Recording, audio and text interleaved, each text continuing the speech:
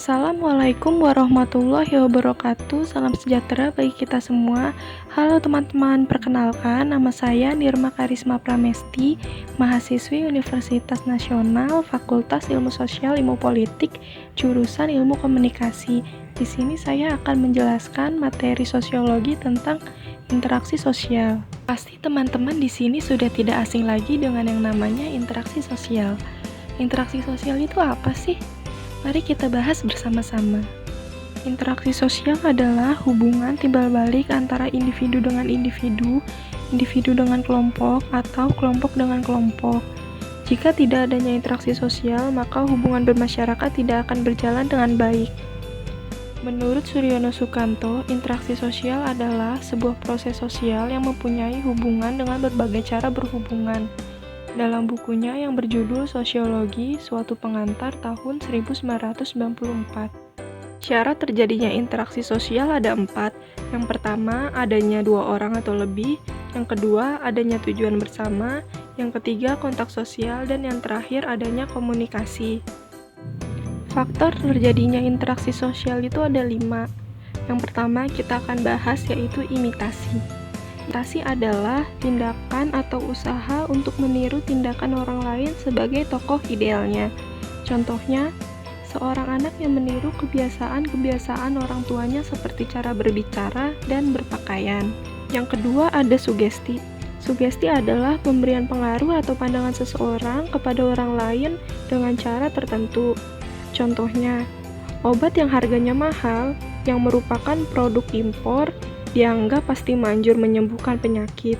Anggapan tersebut merupakan sugesti yang muncul akibat harga obat yang mahal dan embel-embel produk luar negeri. Yang ketiga, identifikasi.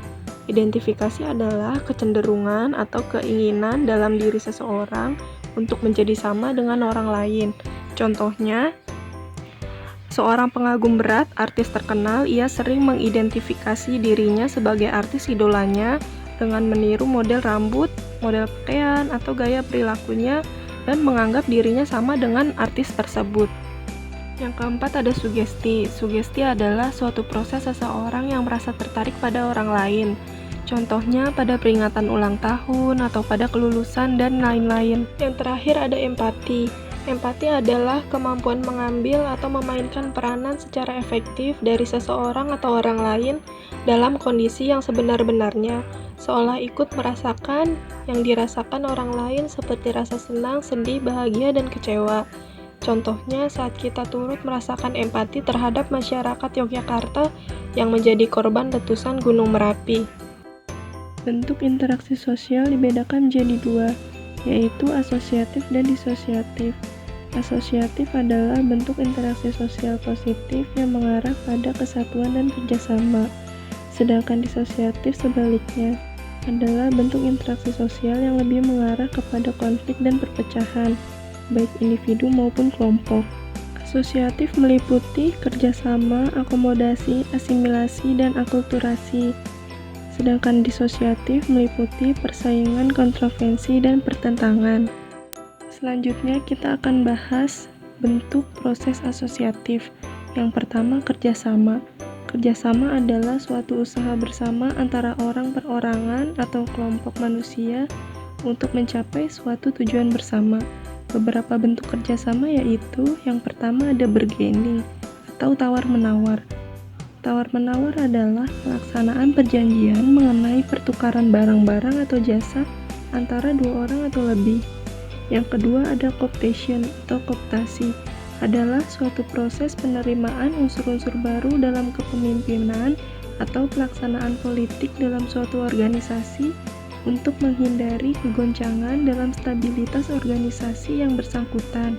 Yang ketiga ada coalition atau koalisi, adalah kerjasama yang dilaksanakan oleh 2 organisasi atau lebih yang mempunyai tujuan yang sama. Yang keempat adalah joint venture atau bekerja sama, adalah kerjasama dengan pengusaha proyek tertentu untuk menghasilkan keuntungan yang akan dibagi menurut proporsi tertentu. Joint venture jika diterjemahkan akan menjadi usaha patungan. Bentuk asosiatif yang kedua, akomodasi. Akomodasi adalah suatu proses di mana orang perorangan atau kelompok-kelompok manusia yang mula-mula saling bertentangan, saling mengadakan penyesuaian diri untuk mengatasi ketegangan-ketegangan. Beberapa bentuk akomodasi. Yang pertama adalah toleransi. Toleransi adalah suatu watak seseorang atau kelompok untuk sedapat mungkin menghindari perselisihan. Yang kedua, kompromi. Kompromi adalah suatu bentuk akomodasi di mana masing-masing pihak mengerti pihak lain sehingga pihak-pihak yang bersangkutan mengurangi tuntutannya agar tercapai penyelesaiannya terhadap perselisihan. Yang ketiga, koersi. Koersi adalah bentuk akomodasi yang proses pelaksanaannya menggunakan paksaan. Yang keempat, arbitrasi. Arbitrasi adalah proses akomodasi yang proses pelaksanaannya menggunakan pihak ketiga dengan kedudukan yang lebih tinggi dari kedua belah pihak yang bertentangan. Yang kelima, ada koalisi. Koalisi adalah suatu usaha untuk mempertemukan keinginan yang berselisih agar tercapai persetujuan bersama. Yang keenam, pengadilan. Pengadilan adalah penyelesaian masalah yang melalui pengadilan. Pada umumnya, cara ini ditempuh sebagai alternatif terakhir dalam penyelesaian konflik. Yang ketujuh, jalan buntu. Jalan buntu adalah suatu akomodasi semacam balance of power atau politik keseimbangan, sehingga kedua belah pihak yang berselisih sampai pada titik kekuatan serendah mungkin. Yang kedelapan, segregasi. Segregasi adalah upaya saling memisahkan diri atau saling menghindar di antara pihak yang bertentangan dalam rangka mengurangi ketegangan. Dan yang terakhir, ada gencatan senjata. Adalah penangguhan permusuhan atau peperangan dalam jangka waktu tertentu. Selanjutnya, bentuk asosiatif yang ketiga, yaitu akulturasi. Akulturasi adalah suatu proses yang timbul apabila suatu kelompok manusia dan kebudayaan tertentu dihadapkan dengan unsur-unsur dan kebudayaan asing, sehingga unsur kebudayaan asing itu lambat laun diterima tanpa menyebabkan hilangnya kepribadian kebudayaan itu sendiri. Dan yang keempat adalah asimilasi. Asimilasi adalah pembauran suatu kebudayaan yang disertai dengan hilangnya ciri khas kebudayaan asli, sehingga membentuk kebudayaan baru. Lalu kita lanjut dengan proses disosiatif. Bentuk disosiatif yang pertama ada persaingan. Persaingan adalah proses sosial yang ditandai dengan adanya saling berlomba atau bersaing antar individu maupun kelompok, tanpa menggunakan kekerasan atau ancaman untuk mengejar suatu nilai tertentu. Yang kedua ada kontravensi. Kontravensi adalah suatu bentuk proses sosial di antara persaingan dan konflik. Bentuk disosiatif yang ketiga ada pertentangan. Pertentangan adalah suatu proses sosial di mana orang perorangan atau kelompok manusia berusaha untuk memenuhi tujuan dengan jalan menentang pihak lawan, yang disertai dengan ancaman atau kekerasan.